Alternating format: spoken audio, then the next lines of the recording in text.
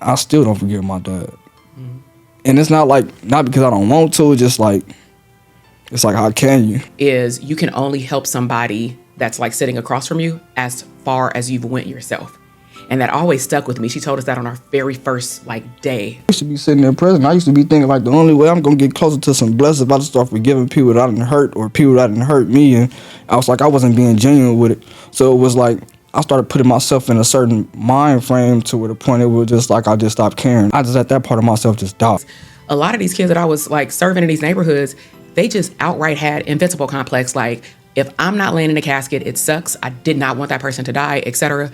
But within a month, they right back out there. And I'm not saying that somebody's life can change like overnight, but I know if somebody wants to change, they can make moves to change. I done tried to kill myself before because I done let, certain thoughts and emotions just flood my mind. You feel me? Just like just because of guilt, I had a real guilty conscience. We don't think about that pain or that trauma it caused to people. I didn't think about none of this shit that I was doing in my mind. Like, we call it sometimes like rock bottom. Like, sometimes people don't choose to change until they've hit a breaking point where there is nothing else to do. It's a whole lot of shit out here to do. You can never say there's nothing else to do. The switch to change, like when somebody finally hits like, this ain't nothing here for me, maybe I need to make it like a shift. It's like, I was 11 years old when I started gang banging. I was 12 years old, already in the streets. 13 years old, I was already known. 14, I was already in jail for murder. If a person could show that you can be loved and accepted within your household, you wouldn't choose the streets. A lot of people run to the streets because they ain't got shit at home. That's where it all started. It all starts at home. And some people, especially people of color or groups of people who are stigmatized still against mental health, despite the whole big push in 2020. I felt like a lot of black people were getting mental health and brown people in 2020, and then it died down because the world opened back up in California. So we stigmatize again. All right, now, man, what's up? It's your boy Movin. I got a special guest with me here today. Today we're going to be speaking about, mental health, suicide prevention, and things like that. So, to the left of me, I'm going to let my guest introduce herself. Hello, everybody. So my name is Dr. TK, short for Dr. Takesha Jackson Rudd. I am a licensed clinical psychologist in California. Aside from that, I've also been a college professor in the mental health field, been in the mental health field for a little over 20 years now. And then my current mission is paying it forward by doing trainings at nonprofits on mental health and cultural competency, making sure that people get the right level of mental health. And then I also work with therapists to help them serve more people in their businesses. Okay. So, and you've been doing that, you said, for what? How long? 20 plus years. 20 plus years. And what made you get into that? Funny that you ask. A few things. I would say on a academic side, I was just curious. Like, I didn't know what psychology was. Unlike now, we in the 90s did not have the opportunity to take like college classes. So I wasn't exposed to like my early 20s and it piqued my interest. But then outside of that, before I even knew what mental health was, I was exposed to mental health at my high school at Compton High when a couple of us got pulled out the classroom due to disruptive behavior, met with what I now know as a school psychologist, but she did not introduce herself as such, made us feel very uncomfortable. And because I'm very outspoken, I just pretty much like got up and left. Probably not ideal, but I mean, they didn't call me back, so I'm fine. Okay. So, I want to ask you, what did you go through as like deeper into your childhood that made you want to get into it, dealing with therapy and psychology? So, I didn't realize what I did not know, I'm gonna say, about my family history until I went to school. So, I always say, like, going to school as a therapist, if you have not sat on the other side of the couch, if you have good professors, they're going to make you write about yourself. And so not knowing what was happening, every single assignment from like undergrad, college, all the way to getting my doctorate degree, most of my papers were on interviewing my family or making myself the case study. And what I started to realize was I didn't come from a broken home, but I knew I lived in a single parent home. I did not understand the emotional impact that it took a toll on me, more so in adulthood when I got into relationships with my father not being in the home. So I had to like deal with, I'm gonna say, that grief and loss, because I think that's a big misconception, is that people think that grief and loss is only for the dead, but we deal with grief and loss all day with people that are alive due to loss of relationships and stuff like that. But I think most of it came actually to play when I was getting my doctorate degree, because we had to start working with people. like getting internship hours. And when I started serving kids that looked like me and a lot of their families kind of mimicked like the neighborhoods I grew up in and things like that, I realized how fortunate I was, because you don't realize the privileges sometimes you have in the hood, because there's different, I'm gonna say, levels of hood rich.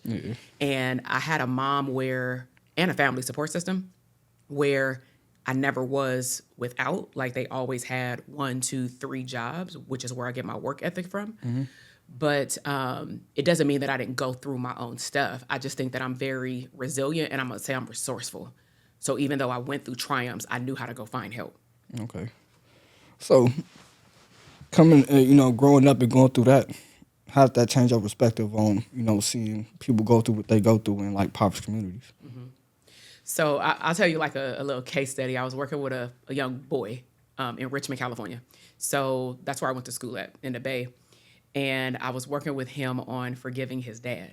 And keep in mind what I just said, like, I had recognized a lot of issues that I had with my dad that I kind of like just pushed down, primarily because I had like male role models around me a lot. So I never felt like I was missing something until something just happened, like in a relationship, I think. And then I got triggered and just a whole lot of feelings came up that I didn't know existed. So as I'm going through my own grief and loss process of like daddy not being there, or how they say like daddy issues, one of the kids that I had on my caseload, I had asked him, did he forgive his dad? Because I was teaching them about forgiveness. And, to get certain kids to open up, especially in certain neighborhoods, we're taught to disclose personal information that we would feel would benefit the client. Like, it's not about us, in therapy. And the kid turned it on me and was like, well, let me ask you, have you forgiven your father? And I was like, and that's always when I get caught up, like at some point. So I was like, damn, and luckily I had at that point, but I realized that it was still work to do. So it was just like another like dagger, to me. So, I mean, it helped him open up more though, and it helped him forgive his dad. But what if I did not forgive my dad? What would I have done then? Trying to be the therapist. Yeah, that's crazy, because now you got something, because you still got to work on yourself. I'm still dealing with that right now, trying to forgive my biological father. You feel me? My real dad, he has multiple children on his side, and my mom has her children on her side. Now, I've only met him a few times. You feel me? The last time I did meet him, or that I did see him, I was taking a 17-year sentence. And it was like, what you here for? Like, why are you really here? Like, what's your purpose of really being here? To try to make it seem like you got some influence over me because you want to be here, not to. I don't see no reason for you being here. I was really trying to wrap my mind about it. And when you got to talking about forgiveness, I was thinking to myself, like, I still don't forgive my dad. And it's not because I don't want to, it's just like, it's like, how can you? So, I was gonna, have you ever? Because I think forgiveness is just like a word that we just talk about, but sometimes people don't slow down to even think about like what it means. I feel like it's a two-way street. Okay. I feel like we both got to own up to accountability on both ends.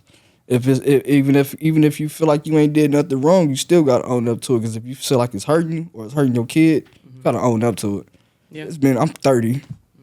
I ain't seen my dad or talked to my dad none. You feel me? And I got a phone. He got his kids are in contact with me, but he don't call me. I just turned 30. You still ain't called me. I was in the pen. You still ain't write me, but all your kids do. But when something goes on, your kids call me about you. Yeah. So why you can't call me? So how can I forgive you for not being a man? Yeah.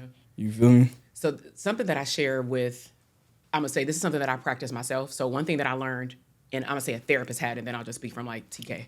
As a therapist, I learned very quickly from a good professor. They said you will only, and I want you to think about your influence, whether it be on the podcast, whether it be in like relationships or whatnot, is you can only help somebody that's like sitting across from you as far as you've went yourself. And that always stuck with me. She told us that on our very first like day of grad school. And we didn't understand what that meant until like I started getting these kids and they start questioning. And I'm like, how can I help you go to the second stage if I haven't reached the second stage of, let's just say, forgiveness? So I started doing just like my own research, and I came across, I'm gonna see if I can find it in a minute, but I came across like a forgiveness hook poem, but also there are actual phases to forgiveness that like nobody talks about. And one of the things that, like, I talked to that little boy about, because he was coming from the same energy. Like, my dad got up, he moved out the state, left us here, wanted to start another family, like all that kind of stuff. And I'm like, you got the right to be angry, because I think as a black male, or even just men of color, most boys are taught not to like show emotion, not to show hurt. I mean, but where does that go? For him, it fueled into fighting. That's why he was in counseling. So it's really about first understanding, well, acknowledging, like you just did, like that you're angry about what he did.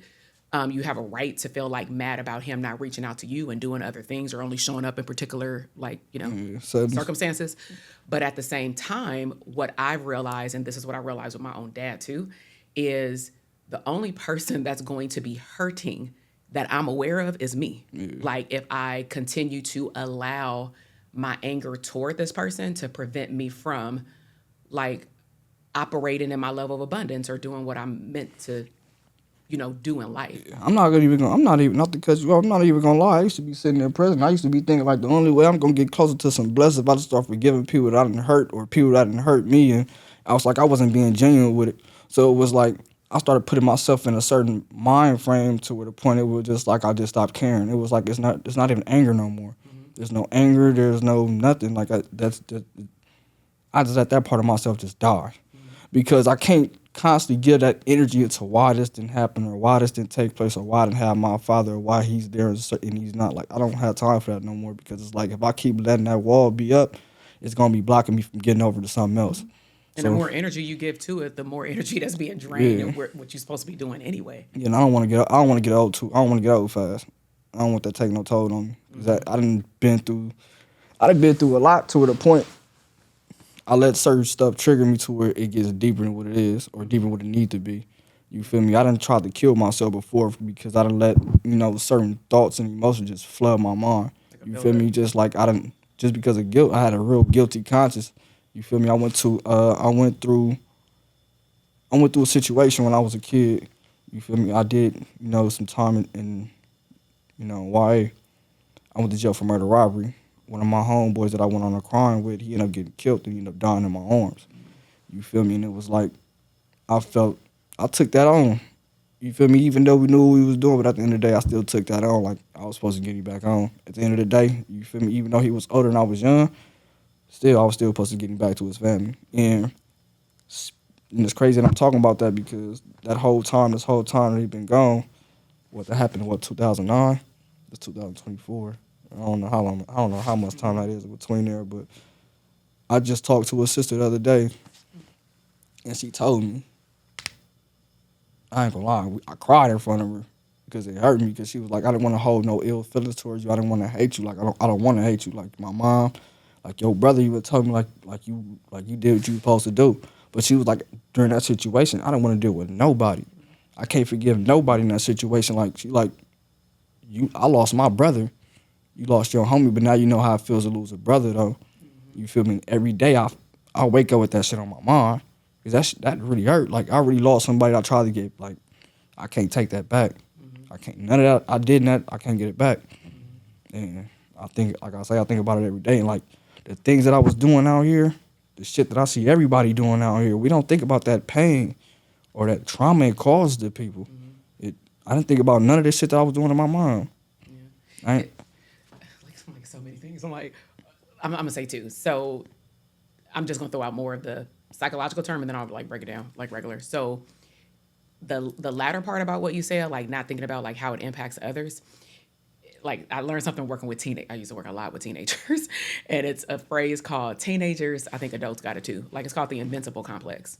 An invincible complex means if it ain't happened to me, it can't touch me. And the crazy part about working with kids in certain like neighborhoods, because when I came back home from the Bay, I chose to like serve Compton, Long Beach, Watts, and like East LA area, working out of the Compton Court area with like juvenile justice.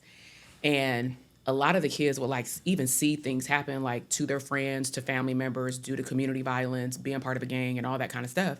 And I would think that, hell, if it hit close enough to home, that somebody would even just wake up a little bit. And they were just like, they went through their emotions. They were like, damn, it sucks that it happened. Some of them would have what I was going to mention earlier, survivor's guilt. That was the second thing. Because maybe that person was at the wrong place at the wrong time. I mean, people hang out with each other and people aren't the target, but maybe the people they with is a target. So then you got survivor's guilt. So that's like two things you holding on to. But it was crazy because a lot of these kids that I was like serving in these neighborhoods, they just outright had invincible complex. Like, if I'm not laying in a casket, it sucks. I did not want that person to die, etc.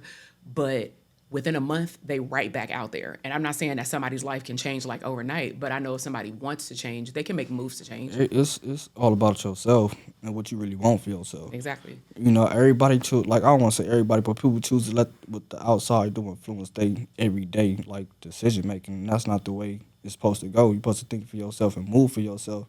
You feel me? Because no matter who you hang with or who you let influence you, you still got to make the decision for yourself at the end of the day. So what changed you? Like, I'm gonna flip the script. I'm What- like, what changed you? 'Cause I think that's something people need to hear is like how it changed, not just telling people they should change. Prison changed me. I'm not gonna lie, prison changed me. I had to relook at my life. I did more time inside of a cell in a closed space, locked up next to a dude, more than I did being on the streets. Yeah. That made me feel gay, for one. For two, I was being more dependent than I was being independent. And for three, I was losing more than I was gaining. I lost so much in there that I can't get back. I had to pick up tools of survival in there that I wish, you feel me, that I didn't have to pick up because that's not a normal life. I wouldn't want that for my kid. So I damn sure don't want to look back on my life and be like, damn, I really had to go through that. At what, like, because I mean, I know I saw one of your interviews. You were in there for a while. Like, at what point, like, I'm gonna say, like, if a young person watching, like, at what point, age wise, do you think that like you allowed yourself to like make that decision that something got to change? I got to start changing, even if I'm in here, because some people wait to change until they home, but I'm like, it don't happen like that. No, it started changing me. It started changing me. I want to say probably like my full 10th year in. Shit, right before I came home. Yeah. 'Cause that's when shit really started to happen. My girlfriend died. Not even before that. My uncle got killed. Got his head blew off. That fucked me up. Then my girlfriend died. Then my daddy died. That happened right back to back. And then my best friend died. That crushed me. I couldn't do nothing. It was just too much going back. It was just too much. And I caught life in prison. You feel me? So, and every time I call, somebody tell me when you coming home, I'm steady throwing shit out there. Yeah, I'm coming home. You feel me? I was putting myself I sent myself on a crash course because I really couldn't deal with that time. Yeah. I wasn't ready for that time. But the shit that I was putting on to the streets, the shit that I was putting on to my homies and shit, I wasn't ready for that shit. But I had to push myself through it. I couldn't let that shit break me. Like, excuse my language, and excuse my delivery, but I had to. Look, like, I don't care who you is or what you think that you're ready for. You're not ready to go through a whole lot of shit that you prepare for. That shit, it sucks. It sucks. I swear to God, it sucks. You talking about a young person going in? Hell yeah, it sucks. You don't want to be sitting in no cell. Man, what hell no. But why do you think some young people because they don't? I don't think they actually think about it. People choose to do dumb shit because that's what's glorified. Yeah, that part. A lot of shit. Literally, if a person could show that you can be loved and accepted within your household, you wouldn't choose the streets. Mm-hmm. A lot of people run to the streets because they ain't got shit at home. That's where it all started. It all starts at home. Yeah. If you're not loved and accepted at home, whether it's by your brothers, your mom, if you not have enough at home, you still choose to the streets because that's where everything is at. Mm-hmm. But if you have a solid foundation at home, I guarantee you go back home. Yeah. I promise you. Yeah, I mean, I've seen that. I mean, I've actually, unfortunately, seen the opposite, too, where someone has tried hard enough because they have come from good homes and then they still resort to the streets. But at the end of the day, as you're talking about, too, like, as you get older, what we haven't talked about is people do mature, whether you like it or not. You got to. It's like, it's only, you're going to get to a certain point in your life where it's like, damn, do you want to keep going through that? I did enough time to be like, fuck that, I'm not going back, bro. I really see it. That shit is not what it is. Mm-hmm. You keep going through that same door, that shit gets blown out, bro. People get to changing their knocks and changing their numbers on you.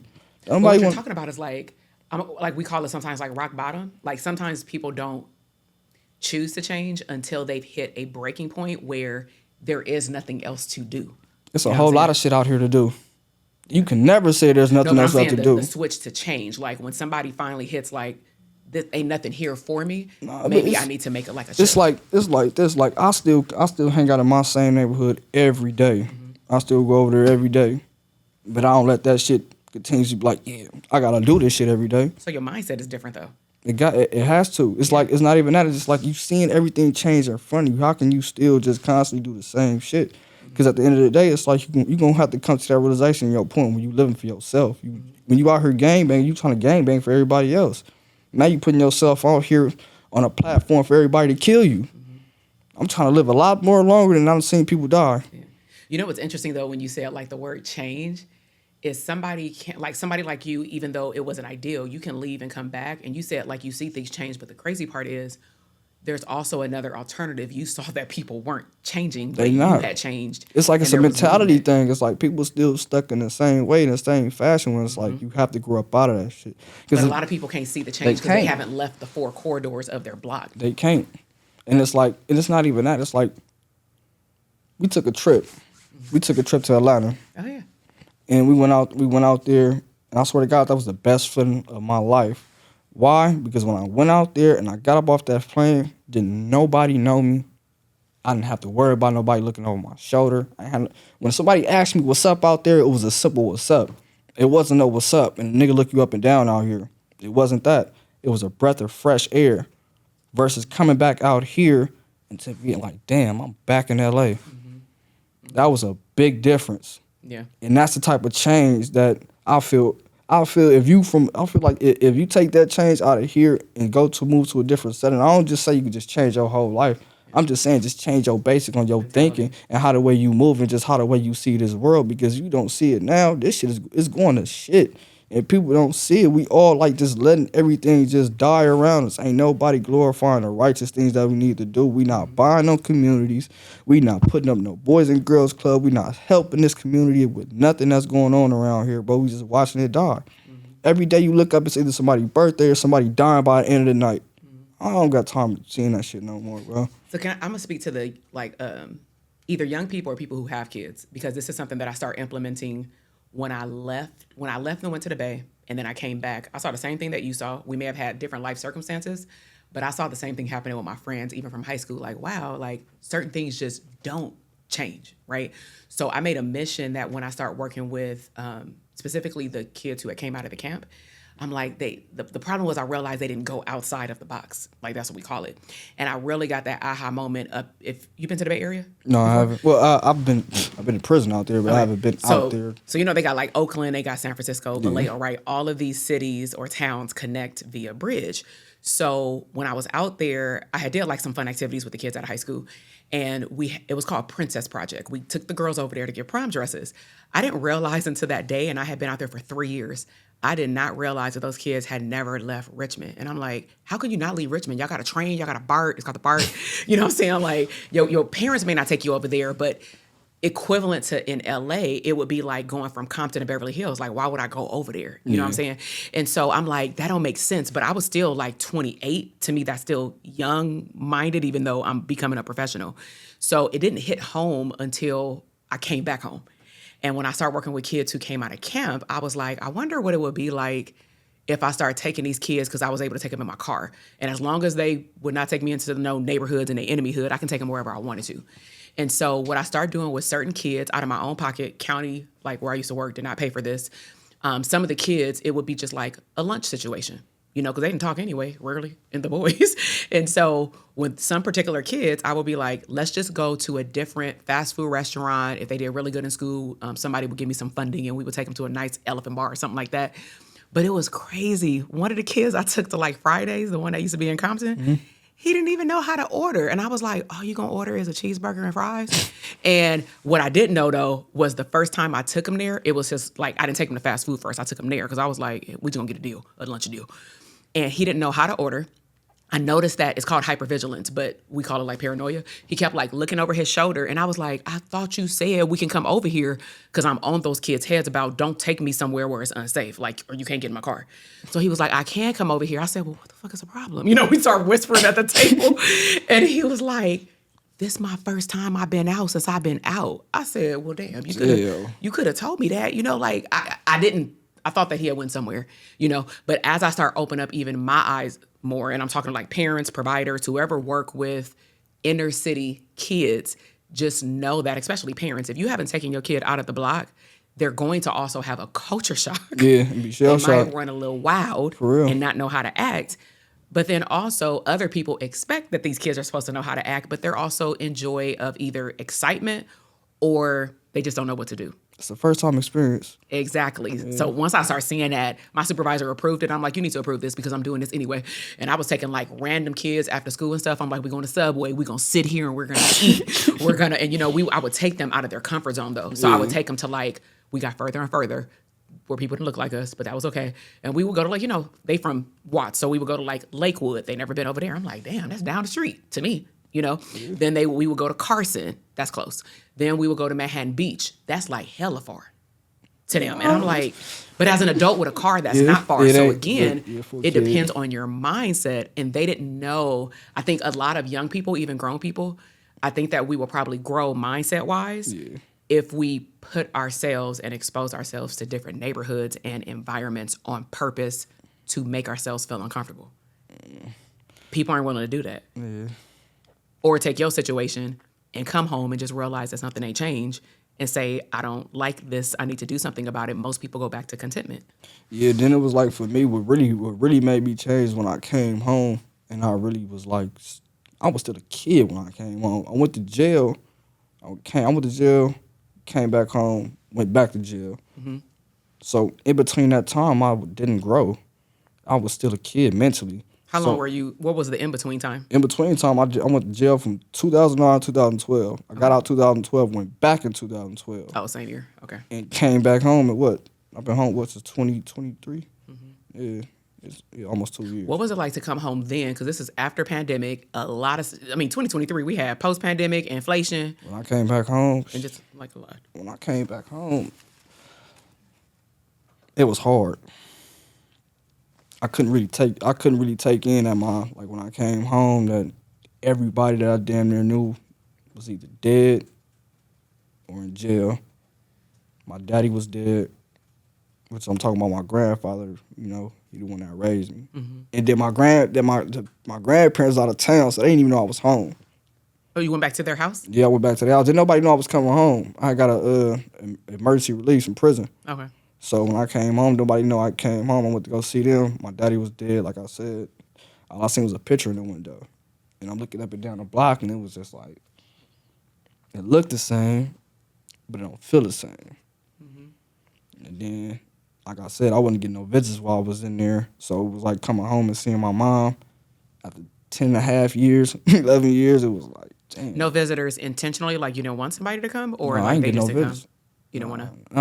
I wanted visits, I just didn't get them. Okay. The girl that I was dealing with while I was in jail, she came to see me one time, but that was during the pandemic. We only had 30-minute visits, and that was like a waste of a visit. So it was just like, nah.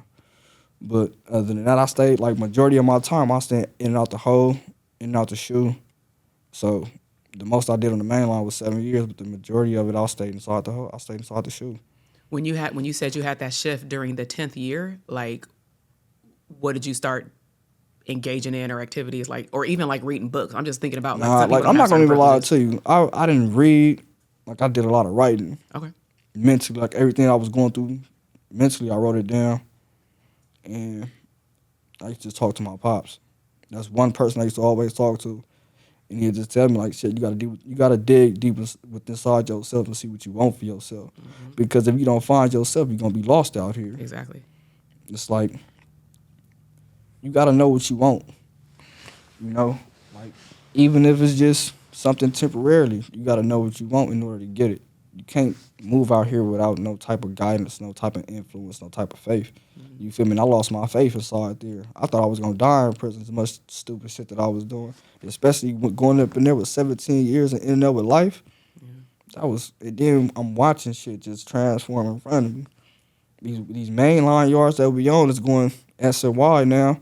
So there's no GP yards, you feel me? It's for people that's trying to stay, you feel me, stay down and try to stay on the line, try to stay, you feel me, keep their gangster, as they say, you feel me?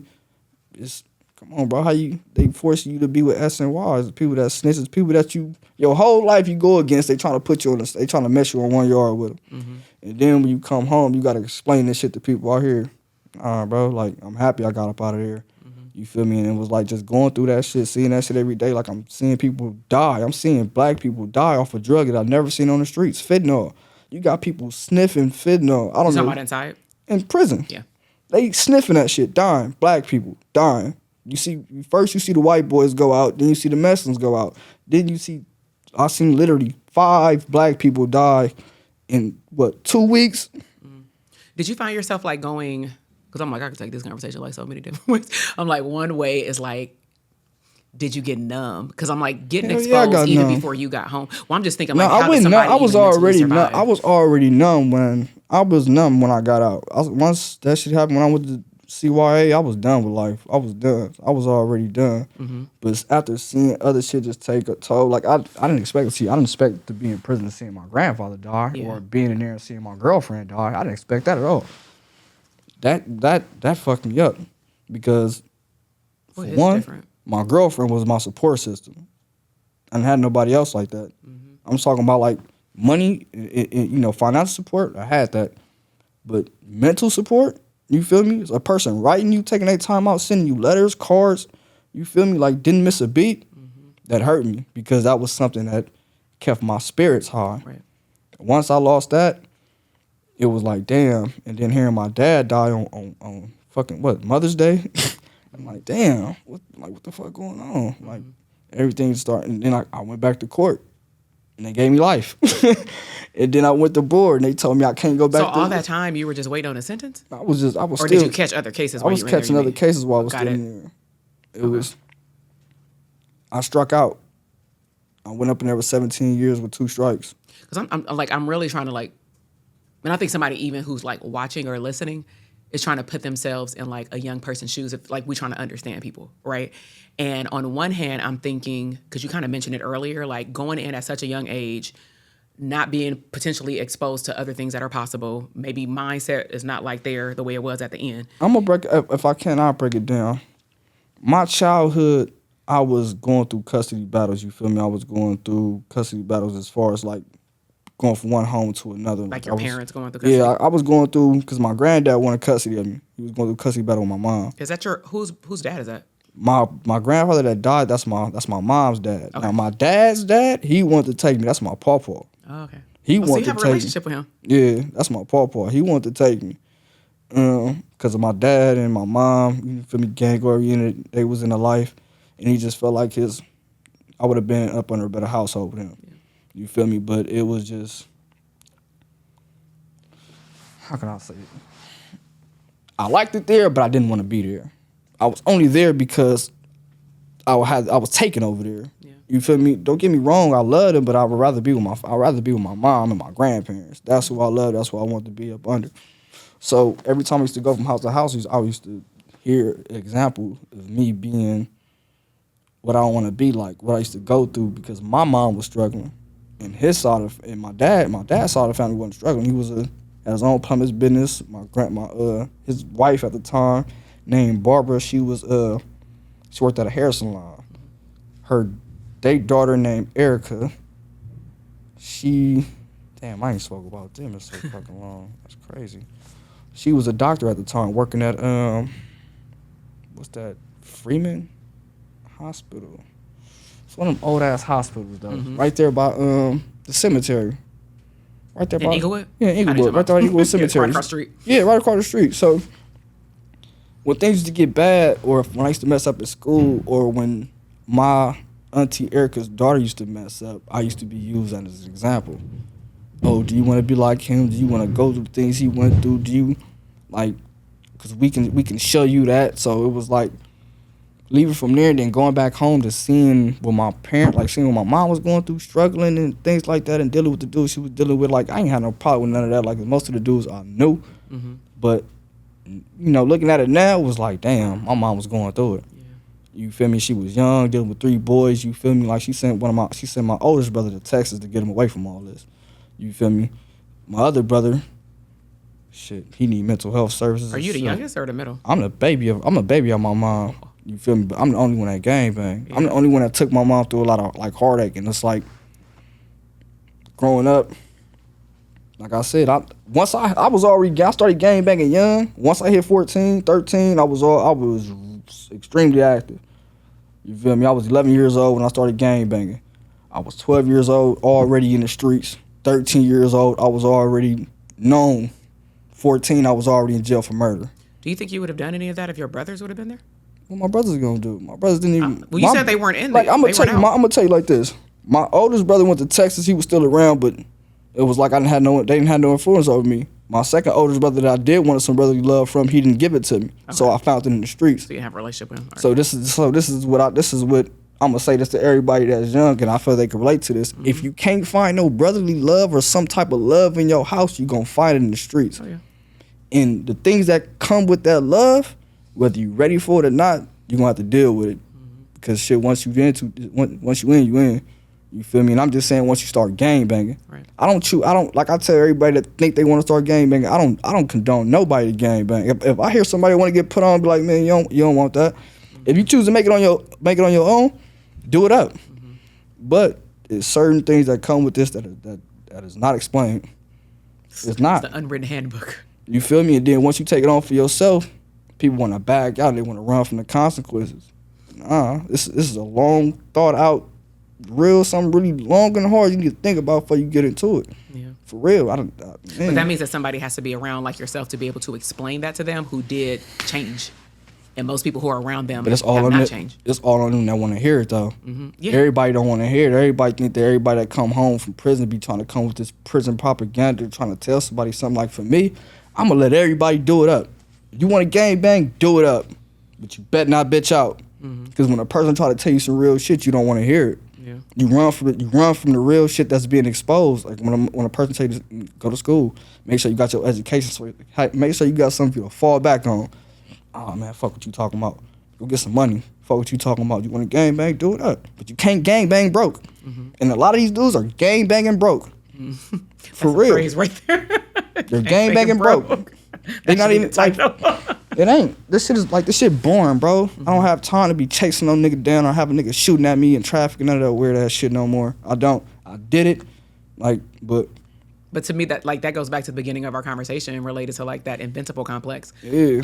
You know, because some people have to walk through it in order to realize they don't want it. But sometimes, like you said, they too deep in, now they can't get out. Nah, like I'm not saying that. Let me make this perfectly clear.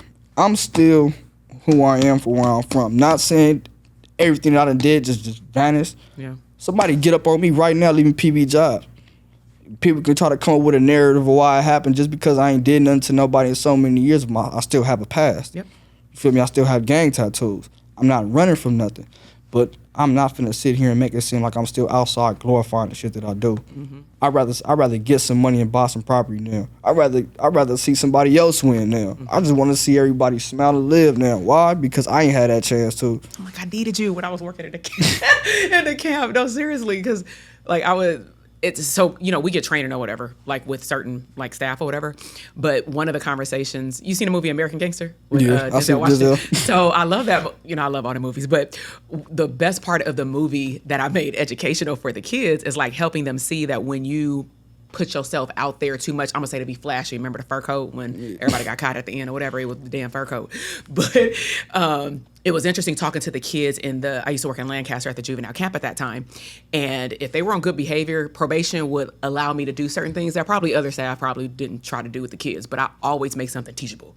And so I was trying to teach the kids that even how they show up, like in jail, being 14 to 18 years old, you don't want to graduate to big boy jail, because hell, you know, you can catch another case as a juvenile. And some of them will talk the good game. They'll go over there and get their butt kicked right back to juvenile because they come with their ribs cracked. And I'm like, I told you. And this one thing. But it was interesting that I would take what probation had taught me about, because they used to teach us about the Mexican mafia, but like the different levels of the gangs and like the names of it. So I can't remember the order, but it was, let's just say like gang member, gangster, OG, like it was like 4 different levels or something, whatever it was. But it has some interesting definitions, whatever the definitions were. And when I was talking to the kids, I had them identify based on, I'm gonna say the level, because the level determined like what they were doing in the street, but also their mindset. They didn't realize that the level that they were on dictated how they would act. Mm-hmm. And the highest level is the business person, the person who, you may have done your work in the streets, but you turned your mindset around despite whatever else you're doing. And they start making like real money, not money that's going to put them in jail. You know what I'm saying? Like making smart moves. And so when I was watching the movie, just to like speak about the teenagers' mindset, the people who we may want to pour into, but they're not ready to listen, is these kids would say that they were at the high level because maybe they're the shot caller or, you know, they're known when they go home. And I'm like, it has nothing to do with fucking popularity. Don't, bro. You know what I'm saying? It has something to do with how much are you worth, if we're talking about it from a business Longevity. perspective. How much are you worth in here and you can't even do nothing? Like you in Lancaster, okay? You ain't going nowhere, you know? Yeah. And it wasn't until we watched the movie that some of them caught on, you know, and I helped them like see like the person who is in front of everybody's face with the damn fur coat and you get caught, you're of no value. And when you go to jail, you don't exist no more. Bro. You ain't. But they heard it. Some of them heard it. And we know some of them didn't because they were back in 90 days. And I'm like, okay. It's all about what you want, bro. It's like you could still be out here and you could do what you do, but you got to understand something, bro. What you want at the end of the day. At the end of the day, what you want. For me, I want longevity. I could be out here doing whatever I do. But at the end of the day, I know I want to make it home. I want to make it home at the end of the night, and I got something in front of me that I'm trying to reach. There's nothing, even if it's, like I said, even if it's momentarily, I still have a goal I'm trying to reach. You feel me? And it's not going back to jail and asking somebody for some money to put on my books or asking when somebody going to be able to come see me or what's going on. Have you talked to my lawyer? Nah. That's not what everybody else's life needs to be consistent of when I made a personal decision to get myself put into something. Like, nah, I'm choosing to put my best foot in front of the next one. In order, like, cause being around here and being at PV Jobs, I've really been, like, in a safe place here for real. Because, like, since I've been here, I've taken trips. Since I've been here, I've met so many different people that bring something better out of me. You feel me? Like, I didn't influence, like I said, I didn't probably influence some people coming up out of here, and I didn't have many people influence me coming up in here. You feel me? And it's like, I really love this place, and it's like, just right here, this is inside of this is a poverty-stricken area, this is a gang area, but at the end of the day, there's so many opportunities within these little areas. Right. You feel me? Like, and for me, man, this was kind of hard even talking about this. So as we know, you know, it's Suicide Prevention Month. So I want to ask you, do you have any, you know, tips or any resources that you can give to the audience? Yeah, so I would say first off, like just how people can receive help, especially in a way where it's like non-invasive. Like we have so many resources online. So the biggest thing for kids and adults is there's a crisis line that you can you could text 988. So it's 988. And it's actually the suicide crisis line. There are a magnitude of resources that I'll make sure we'll link up in the show notes. Okay. But even beyond like a text line, I do want to address, like, with suicidality, like, you know, sometimes where does it come from? And we can't talk fully inclusive because nobody is here for, like, I'm not doing an assessment for someone. But if I looked at children versus adults, if I just looked up straight up, like, depression, right? Sometimes people think depression is in your face. But the biggest difference between children and adults is that kids tend to act out behaviorally when something is going on with them because they don't know how to articulate their thoughts or their feelings. Adults also may not know how to articulate their thoughts and their feelings, but they may have a better way of shielding it, masking it based on their past trauma as well. But adults may look more like what we see on TV, isolation. They may not say outright they're suicidal unless someone outright asks. And the problem is with I'm gonna say the S word, a lot of people don't like to ask people if that's how they feel. Therefore, we will never get an answer, so it's typically hidden. Now, what we see online a lot after, unfortunately, a situation happens is that there were signs all up in our face on social media. Adults give away stuff. Statistically speaking, men are more likely to follow through than women. When women may say something about not wanting to live, it may be the truth or it may be a cry for help. Same thing for kids. So what I'm also saying is, as a mental health provider, we do not take any light. Like I'm a loving and joking person, but when those feelings start to come out, my whole energy like shifts because I need that person to know it's not time to play no dominoes right now. Like we really need to make sure that you're okay. And some people, especially people of color or groups of people who are stigmatized still against mental health despite the whole big push in 2020. I feel like a lot of black people were getting mental health and brown people in 2020, and then it died down because the world opened back up in California, so we stigmatize again.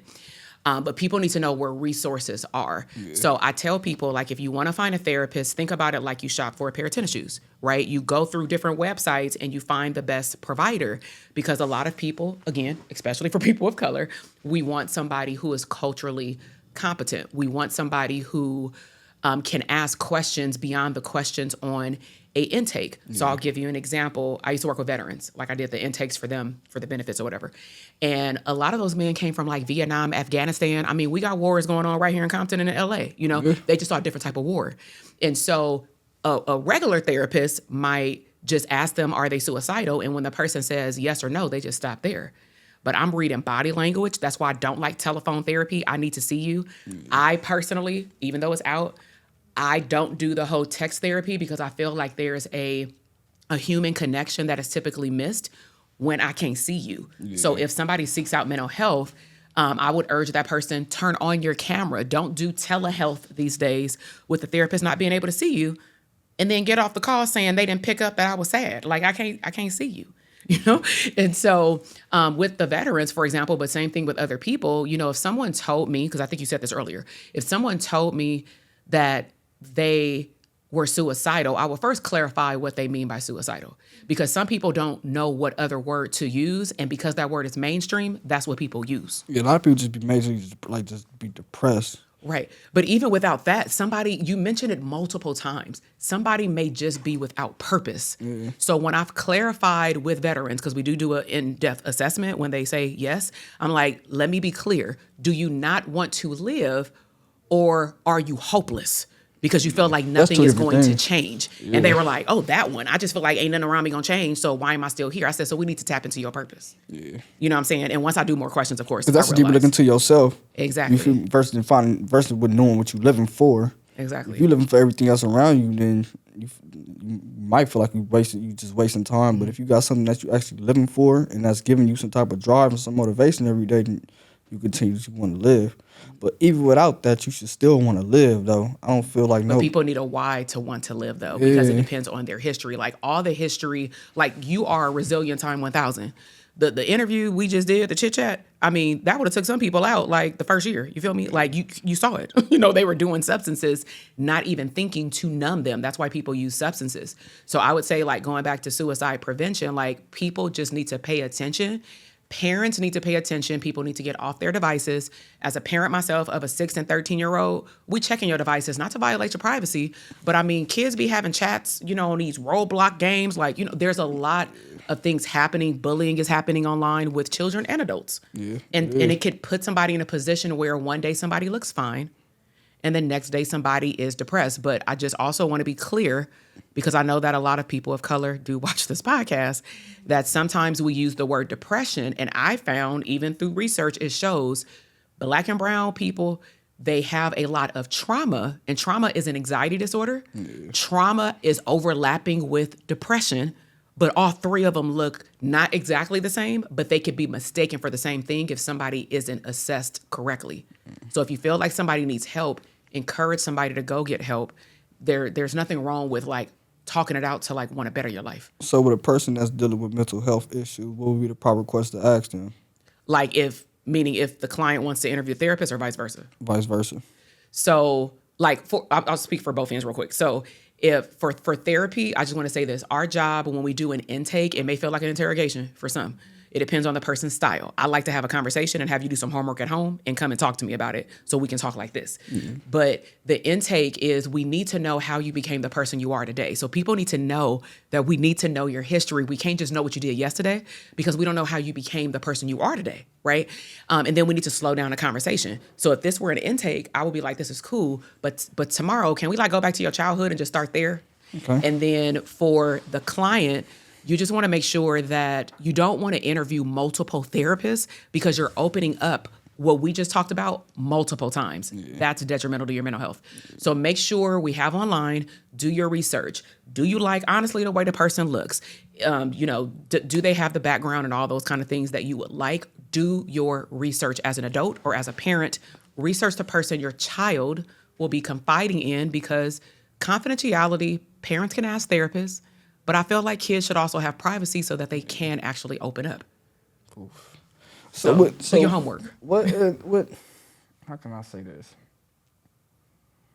For people that's just not, like, for a first time, you know, for a first timer that's seeking therapy, that don't know how to talk to, or don't know how to talk to, you know, professional therapist, or feel that they can't relate to, you know, properly relate to a therapist, what advice can you give to them? So I even think that is a limiting belief because we assume, I say we, because I mean, I'm a person, I did it plenty of what I'm times. saying? So we may assume, for example, that we won't relate or we won't fit in. And speaking to a person of color from a person of color, one limiting belief or stereotype that a lot of, I'm gonna say, Black people make, or just people of color, is like, I want somebody who looks like me. And I want to be very clear. Not everybody who looks like you is culturally competent. Culturally competent means that they can understand and empathize with your situation. They're not judging you with action, and they can actually treat the problem, right? And so I would say for the person who may be a little guarded is you do want a good match. And I feel like you will find out if you have a good match if you get a consultation. Yeah. You don't have to go straight into a 1-hour intake. When you meet a therapist, do your homework. Like if you were an adult, do your homework, research this person online. And nowadays we got video. Yeah. So go and watch how the person speaks. If you feel like you're related to them on a YouTube channel and you like, I could mess with them, then see if they got a website, see if they're taking clients, because I also want to be very clear, clinicians of color are limited because we represent, especially Black ones, we represent 5% of the mental health field. And if we're talking about a doctorate degree, we represent less than 1%. So that means there's not enough for us to go around, which is why there's a wait list. If you say, I only want to see a Black therapist, I would caution somebody, ain't nothing wrong with having that desire, but you should also add to that, I want somebody who is culturally competent and who can actually solve my damn problem. Okay. So I got one question. Do you feel like the mental health system is failing our communities? You said fucking around with our community? No, failing our communities. Oh, failing! I'm like, well, we can talk. That's a part two. Failing our communities. So I would say it's this loaded question. I'm trying to summarize it real quick. So the medical arena with how stuff is set up is at a setback. So one part is the lack of mental health providers. We're not even just talking about people of color or people who can speak multiple languages. There is a deficit in our field, kind of like the baby boomers. At one point, everybody ages out. So the question is your generation going to school to become a therapist? No. People want more therapists. Are you going to school to become one? You feel me? So that's one variable. The second variable is that, some mental health providers, we all go to school and we all got to do internship, which means that we do a lot of our work for free in the beginning. We get a whiff of what it's like to work in our I'm gonna say with our people, our community. And I carve out time to give back to my community, but I also know that it's not my community's fault. It's maybe health insurance's fault. Health insurances don't, if we talk about finances, let's be real, they don't compensate for the work for mental health providers because this didn't come out into the pandemic. All of a sudden, therapists became essential providers. But before 2020, unless you were a psychiatrist who went to medical school and you did a rotation in psychiatry, or you went to medical school to become a doctor, doctor, pediatrician or whatnot, you were known as an essential provider. So it wasn't until 2020 that therapists actually got the damn credit that we deserve. You feel me? But even then, we're not compensated for all the work that we do. And because I remember I coach therapists on how to give back and open up their own businesses. And what I'll tell them is you changing people's whole ass lives. Really? There's no reason why, if I'm working with you, you go out here, you confident, you pumped up, you ain't depressed no more. You going out here opening up businesses, flying first class to Atlanta, living your best life. And therapists out here struggling to pay their student loans and we broke? Absolutely fucking not. Yeah, right? So it's interesting that when therapists charge their worth, we're ridiculed online. But the thing that I say is I'm like, no shade to plastic surgery. Do whatever you want. But I'm like, we ain't talking about nobody charging $10,000 for a rack.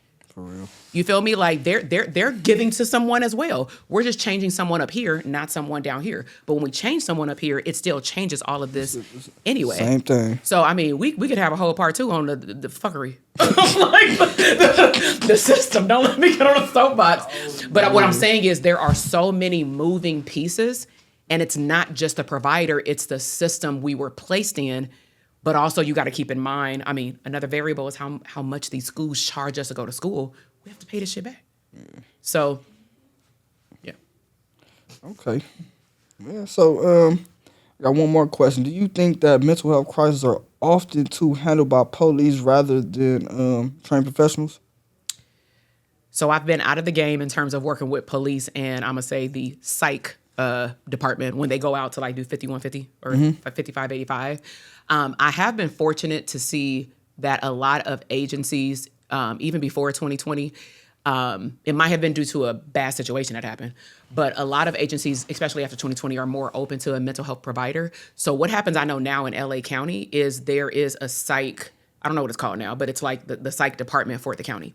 If somebody calls 911 and says that somebody's like actively suicidal or something like that, police don't go out there by themselves unless they like down the street and they hear the call. You feel me? Like they gonna go and try to help because we need to intervene before something happens. But they couple, like the police couples with, for example, a mental health provider. It's called like a psych assessment team. Okay. And the police is there usually to just make sure that everybody is safe because some people do need to be restrained or whatever, because I mean, hell, if we in the Bay Area, we ain't about to watch you jump off a bridge, you know?